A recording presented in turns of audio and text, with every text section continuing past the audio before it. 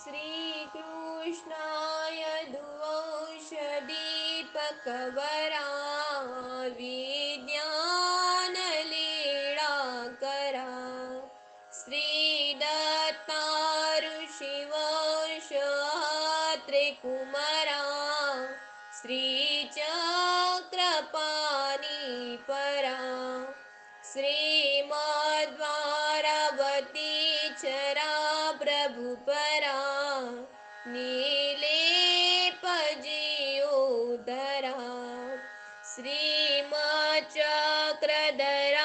कृपा गुणवरा सर्वावतारा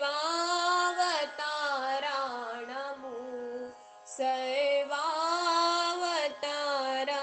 नमो।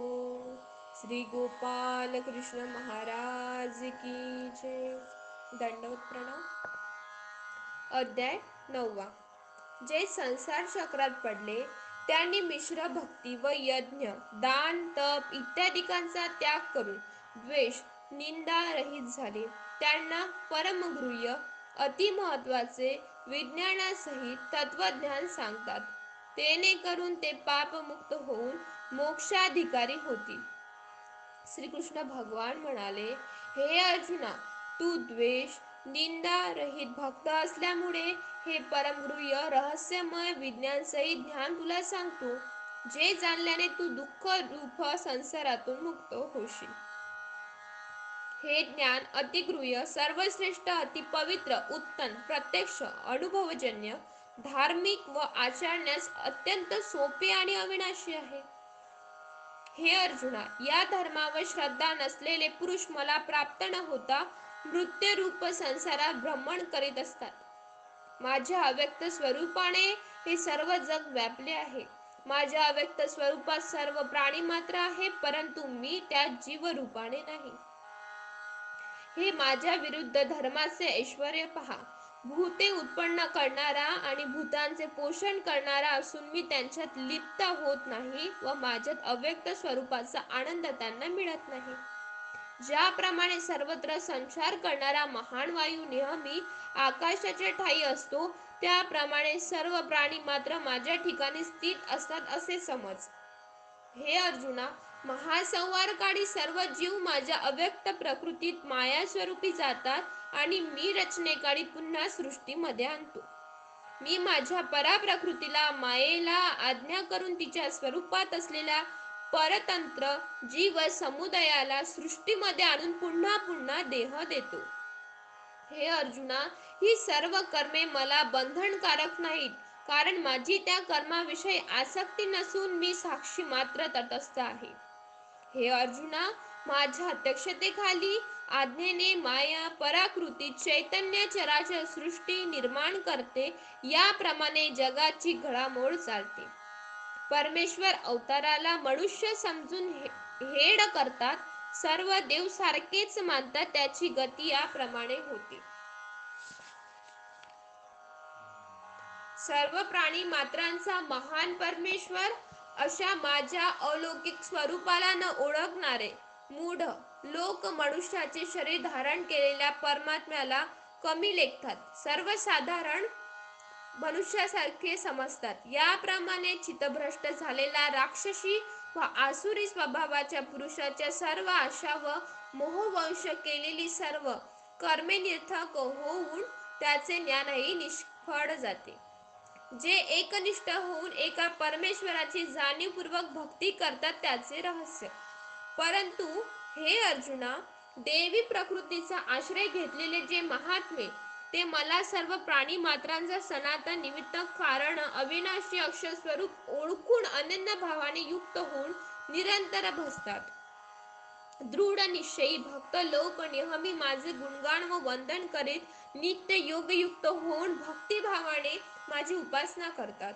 कोणी ज्ञान यज्ञाने, कोणी अदेभावाने, कोणी भेदभावाने अशा नाना प्रकारे विराट स्वरूपी माझे पूजन करून उपासना करतात।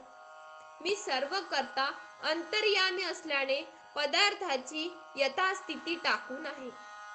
श्रोत यज्ञ मी, स्मार्त यज्ञ मी, पितरांच्या निमित्ताने श्राद्धात दिले जाणारे अन्न मी, औषधी मी, मंत्र मी, तूप मी, अग्री मी, त्याचप्रमाणे आहुती देखील मी या सर्व जगाचा धारण व पोषण करणारा माता पिता आणि पितामह आहे.